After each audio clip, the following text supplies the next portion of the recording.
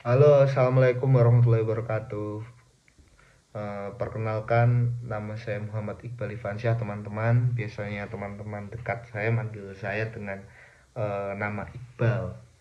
Nah, alhamdulillah teman-teman, pada kesempatan kali ini saya bisa hadir di sini menjelaskan eh, pembahasan yang sangat sangat penting saya rasa untuk kita pahami, mengerti, dan dalami bersama-sama teman-teman.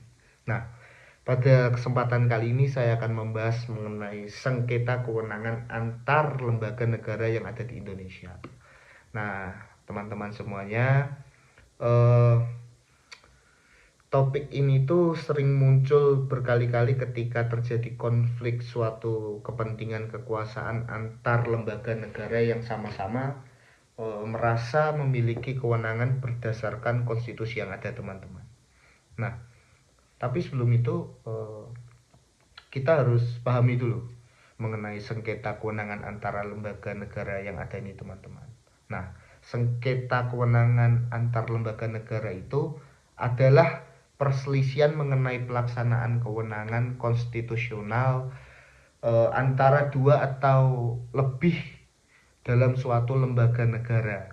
Nah, menurut pasal 24C ayat 1 Undang-Undang Dasar Negara Republik Indonesia tahun 1945, sengketa ini tuh menjadi kewenangan Mahkamah Konstitusi untuk mengadilinya, teman-teman, dalam memutuskan sengketa yang ada. Nah, artinya tidak semua konflik antar lembaga negara disebut sengketa kewenangan, melainkan hanya sengketa yang bersumber langsung pada konstitusi kita, UUD NRI 1945. Nah, dasar hukum sengketa kewenangan itu eh, dasar hukumnya dasar hukum utamanya itu dalam sengketa kewenangan antar lembaga negara itu ada beberapa, teman-teman. Yang pertama, UUD NRI 1945 dalam pasal 24 huruf C ayat 1. Lalu Undang-Undang Nomor 24 tahun 2003 tentang Mahkamah Konstitusi. Lalu yang ketiga, Peraturan MK tentang tata beracara sengketa kewenangan. Jadi ada tiga sumber aturan undang-undang yang itu menjadi rujukan pada penjelasan saya di video ini, teman-teman. Dari dasar hukum ini itu terlihat, teman-teman, bahwa Mahkamah Konstitusi itu ia berperan sebagai penjaga keseimbangan kekuasaan antar lembaga negara yang ada, teman-teman.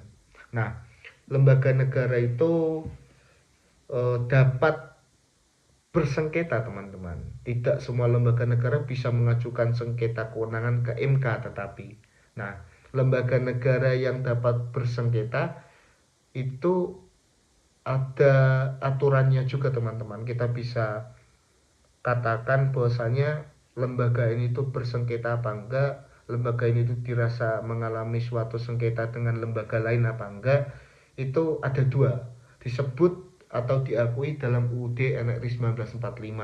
Lalu yang kedua, memiliki kewenangan secara konstitusional. Contohnya seperti DPR, Presiden, DPD, BPK, KPU, Komisi Yudisial, Mahkamah Agung, dan Mahkamah Konstitusi.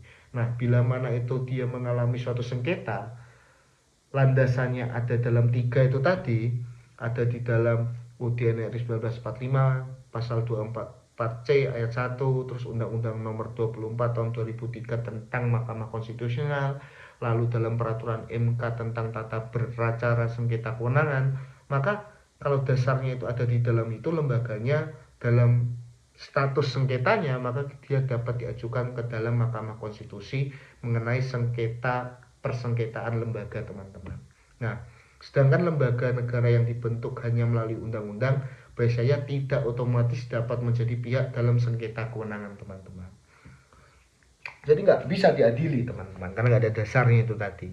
Nah, bentuk sengketa kewenangan itu terjadi dalam bentuk tumpang tindih kewenangan. Misalnya dua lembaga itu merasa berwenang melakukan suatu tindakan. Nah, dia rebutan itu. Siapa nih? Sama-sama ada dasarnya. Maka sengketa itu dibawa ke MK untuk diputusi.